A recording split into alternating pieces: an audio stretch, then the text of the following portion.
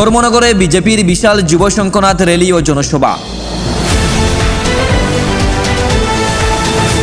উপনির্বাচনের আগে শক্তি প্রদর্শন মুখ্যমন্ত্রী মানিক সাহার। উত্তর ত্রিপুরার রাজনৈতিক উত্তাপ বাড়িয়ে আজ ধর্মনগরে আয়োজিত হল ভারতীয় জনতা যুব মোর্চার এক ঐতিহাসিক জনসভা ও বিশাল শঙ্খনাথ র্যালি।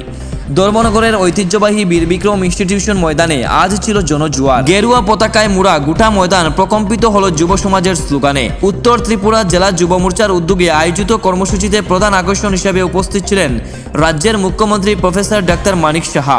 এই সভায় মুখ্যমন্ত্রীর পাশাপাশি উপস্থিত হয়ে সংগঠনকে চাঙ্গা করেন যুব মোর্চার রাজ্য সভাপতি সুশান্ত দেব, রাজ্য মন্ত্রিসভার সদস্য টিঙ্কু রায়, পানিসাগর বিধানসভার বিধায়ক বিনয় ভূষণ দাস, বাগবাসা বিধানসভার বিধায়ক যাদবলাল নাথ, ওবিসি মোর্চার রাজ্য সভানেত্রী মলিনা দেবনাথ, বিজেপি উত্তর ত্রিপুরা জেলা সভাপতি কাজল দাস, জেলা সভাধিপতি অপর্ণা নাথ এবং যুব মোর্চার জেলা সভাপতি জয়দীশ শর্মা সহ দলের অন্যান্য শীর্ষ নেতৃত্বরা। সামনেই উপনির্বাচন, আর এই উপনির্বাচনকে পাখির চুপ করে আজকের এই বিশাল আয়োজন।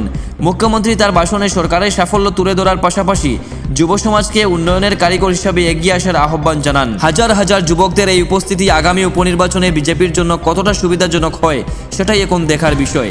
তবে যুব শঙ্খনাথ র্যালি যে বিরোধীদের কপালে চিন্তার বাজ ফেলেছে তা বলার অপেক্ষা রাখে না। আপনারা সবাই জানেন যে গোয়েবল সাহেব, আমরা সবাই জানি যে হিটলারের যিনি পরামর্শদাতা ছিলেন, উনি একটা কথা বুঝতেন, একটা মিথ্যাকে যদি বারবার বলা যায় তাহলে সেটা সত্য হয়। ওনারা সেই কায়দায় এখনো এই কাজগুলো করছেন।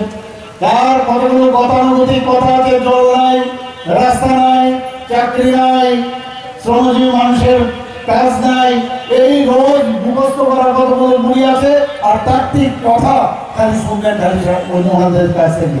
বন্ধুগণ, আজকে আমরা যদি দেখি ত্রিপুরাতে, এখানে এই ত্রিপুরা রাজ্যে আজকে আঞ্চলিক দিক দিয়ে যদি বলি আবার সর্বভারতীয় স্তরে 347টা পুরস্কার আমাদের ত্রিপুরা রাজ্য দিয়েছে। বন্ধুগণ, এর কিন্তু চারটিখানি কথা নয়, 347টা পুরস্কার আজকে আমরা 8 বছরের মধ্যে আমাদের ন্যাশনাল লেভেলে আমরা সেটা পেয়েছি। বন্ধুগণ,